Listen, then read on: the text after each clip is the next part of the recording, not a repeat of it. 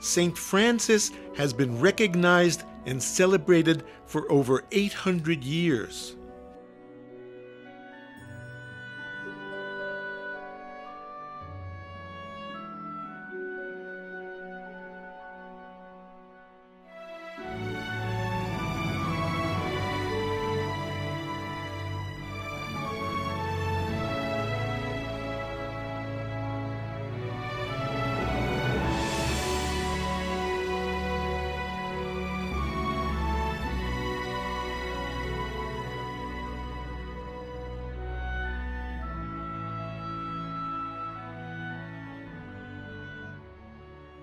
His depictions include paintings, sculptures, and numerous films.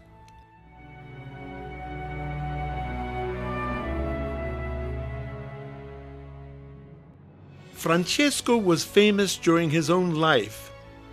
Some depictions were produced while he still walked the earth. In this statue in northern Spain, Saint Francis does not have the stigmata, which his contemporary biographers say he received in 1224, 2 years before his death. San Francesco died in 1226. Remarkably, soon after, in 1228, he was canonized and work was begun on the papal basilica of San Francesco d'Assisi. The lower basilica, called the Basilica Inferiore, was completed in 1232.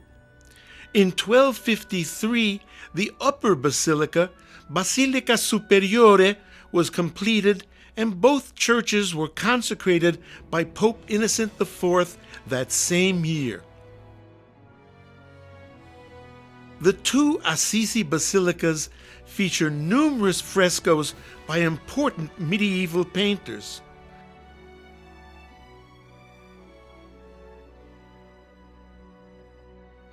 Cimabue, Giotto, Simone Martini, Pietro Lorenzetti, Pietro Cavallini. San Francesco was featured in many of those frescoes. The most famous portrait of all is by Cimabue, 1240 to 1302. Francis bears the stigmata. The famous Italian artist Giotto depicted St. Francis often. St. Francis in the Basilica Superiore. Events, some of them miraculous, from the saint's life. The Bardi Chapel of the Church of Santa Croce, the principal Franciscan church in Florence. His death, in Christianity, the Transitus, his reborn eternal life in heaven. Artists had thematic reasons for depicting Francesco. In depicting the Transitus, his body is lengthened. It has an otherworldly quality. Francesco, the sustainer of the Catholic faith. The saint receives Christ from the cross. A strong, powerful figure is necessary. Thus, the real likeness of San Francesco is not as important as his thematic representation. The stigmatization of St. Francis calls for a spiritual image. Some of the images actually contradict each other. El Greco, 1541 to 1614, depicts San Francesco as an elongated, ethereal, and spiritual figure. This is quintessential El Greco, not unique to his San Francesco. Here is St. John and St. Francis together. And here, St. Andrew and San Francesco. El Greco captures the mystical essence of his subjects. A stocky St. Francis? Not likely for one who fasted for 40 days and did not even complete the 2 small loaves of bread that he took with him on Lago Trasimeno. The Francis of Peter Paul Rubens, 1577 to 1640, is stocky, just as many of his other figures are. There does seem to be a few images that are modeled on the real man and thus genuinely depict San Francesco.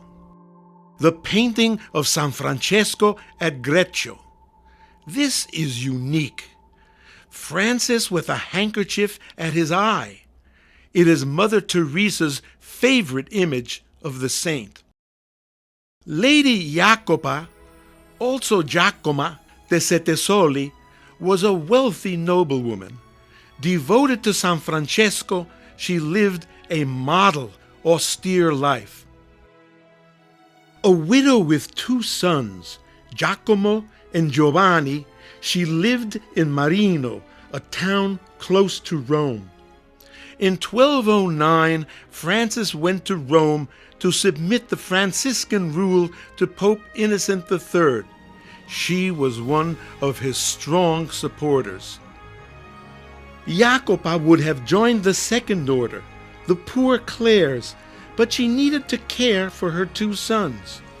In 1221, Francis, probably inspired by her, founded the Third Order for those lay people who wanted to live a holy life while remaining in the world. Jacopa had the portrait of Francis painted while he was still living. It is still kept in a church at Gretsch in the Rieti Valley.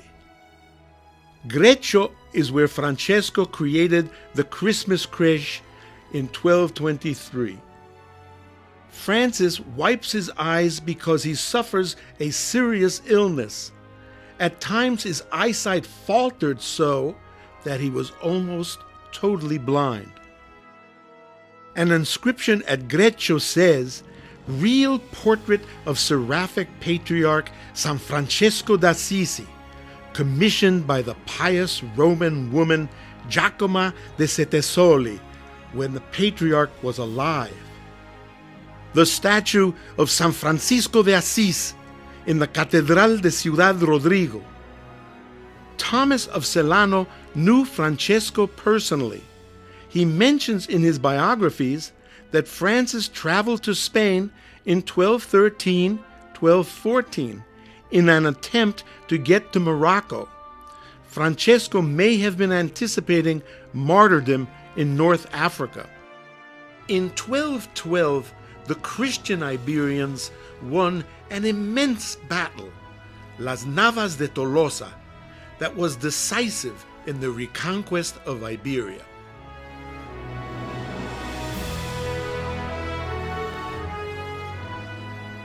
Scholars speculate that first he made the famous Camino de Santiago pilgrimage to Finisterra, the end of the world, on the Costa da Morte, coast of death, to Santiago de Compostela, where the remains of St. James are interred. About 500 kilometers southeast is Ciudad Rodrigo, where devotion to St. Francis and St. Clare of Assisi is remarkably strong. So strong that Ciudad Rodrigo is known as the Assisi of Spain.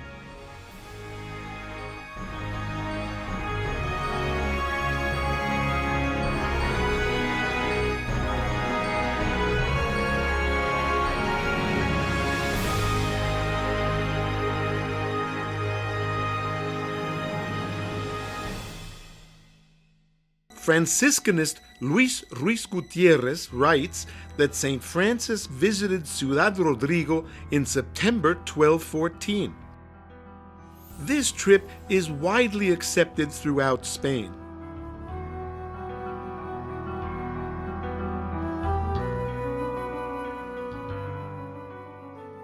The cathedral, begun as early as 1160 and completed as late as 1230, has several sculptures of St. Francis. The most extraordinary one is on a pedestal high up on the arches that support the roof over the choir.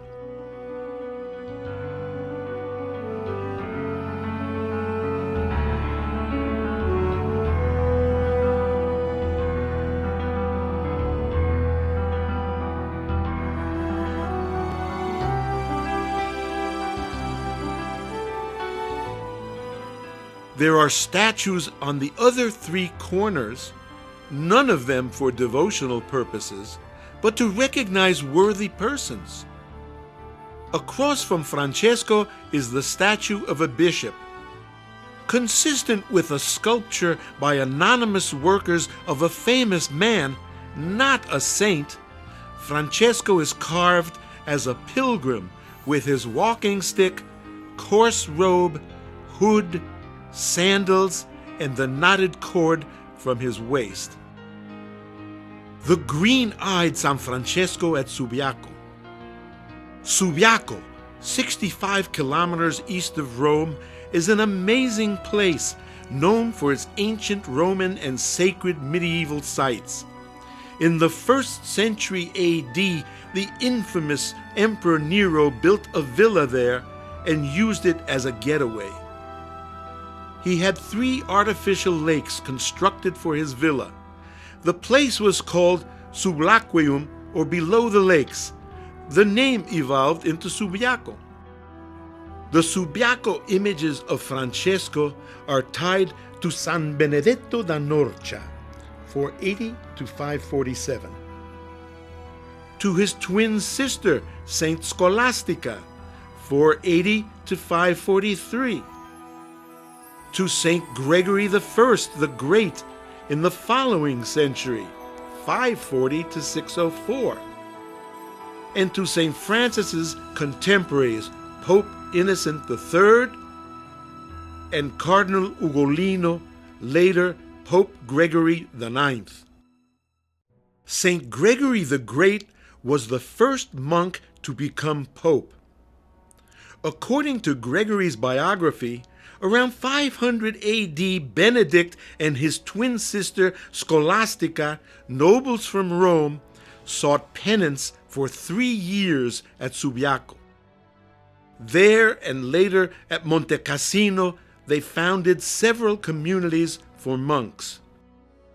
Benedict's rule is uniquely balanced, moderate, and reasonable. Most religious communities founded in the Middle Ages adopted it. Benedict is called the founder of Western Christian monasticism. Subiaco was and continues to be a place that attracts pilgrims. Pope Innocent III visited Subiaco in 1203. This pope first accepted St. Francis as a sustainer of the Church. Benedetto's and Scholastica's lives, achievements, and presence so close to Assisi surely inspired Francesco.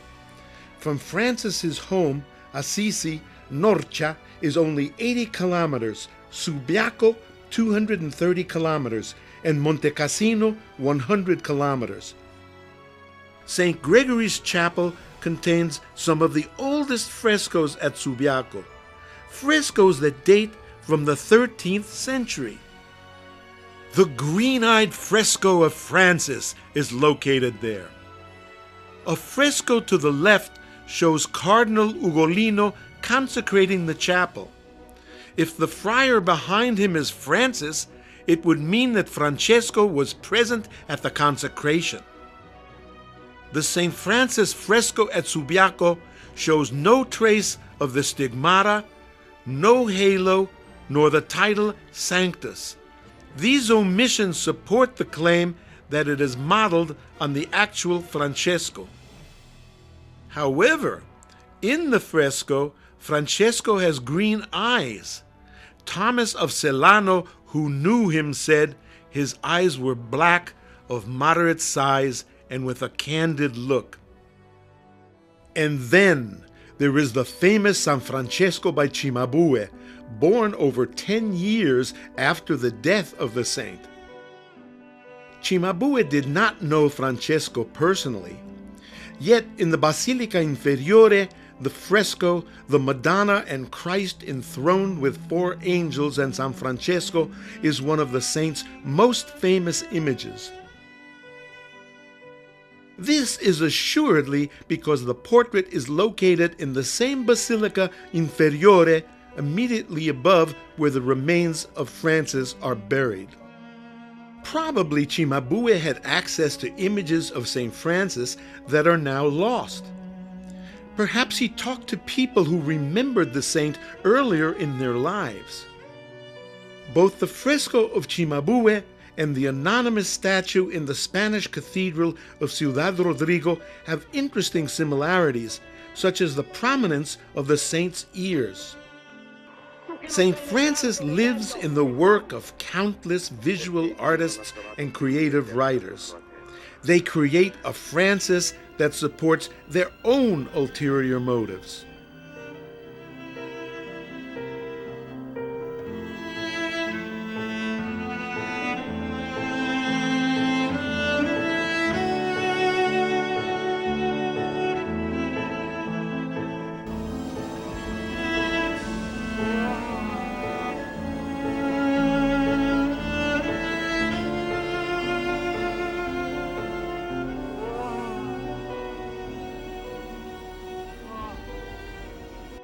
And then there are a few likenesses that may have been modeled on the historical Francesco himself.